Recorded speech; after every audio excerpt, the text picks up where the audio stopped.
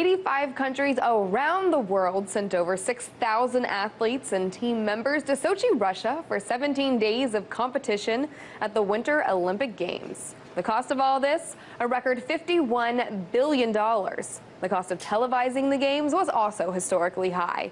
NBC purchased the exclusive broadcasting rights to the Olympics from 2011 to 2020 for $4.38 billion. One might think the Winter Games would be the center of the media's attention. However, it seems the mainstream media didn't cover the events as much as some expected. So here are the 7 Winter Olympic highlights that you might have missed. Number 7, Norwegian biathlete Emil Svendsen began celebrating his gold medal victory almost too early, throwing his hands up just before crossing the finish line. France's Martin Fourcade was closely behind and nearly passed him. It was so close that the winner had to be determined using a photo finish. Another athlete you might not have gotten the full story on was USA's snowboarder Shaun White. After taking home the gold medal in the 2010 and 2006 Winter Olympics on the halfpipe, many expected him to bring home another from Sochi. However, he didn't get the gold or the silver or even the bronze. He ended up coming in 4th place and was quoted saying, "I'm disappointed." Moving on to women's figure skating. You probably saw Russia's 15-year-old Yulia Lipnitska, who made headlines with her noodle-like spins and Play-Doh flexibility. But did you get the scoop on Adlina Satnikova?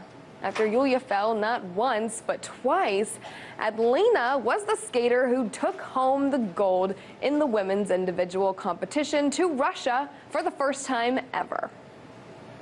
And Vanessa Mae didn't make too many headlines either, possibly because she's a better violinist than skier. Most known for her techno-infused classical music, she was born in Singapore, raised British, but represented Thailand at the Olympics using her father's surname.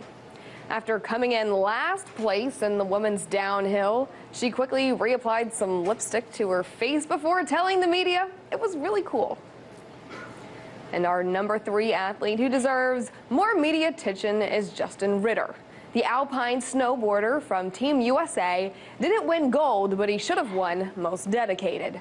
Although he's one of the best alpine snowboarders in America, he was unable to get adequate support from the U.S. Ski and Snowboard Association to go to Sochi.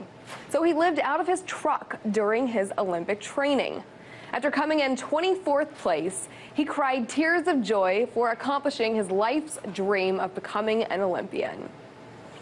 And we didn't hear from many family members of the Olympians either.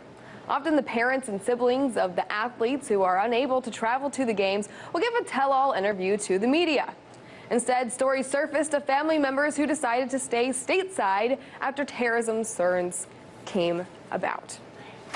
And the number 1 media miss was the medal count. So here it is. Russia took the lead with 33 medals. U.S. came in 2nd with 28, followed by Norway and Canada. So as the Olympic coverage wraps up and the athletes bring those medals home, hopefully the media will give our world-class athletes a warm welcome back. In Washington, D.C., Perry Ann Boring, RT.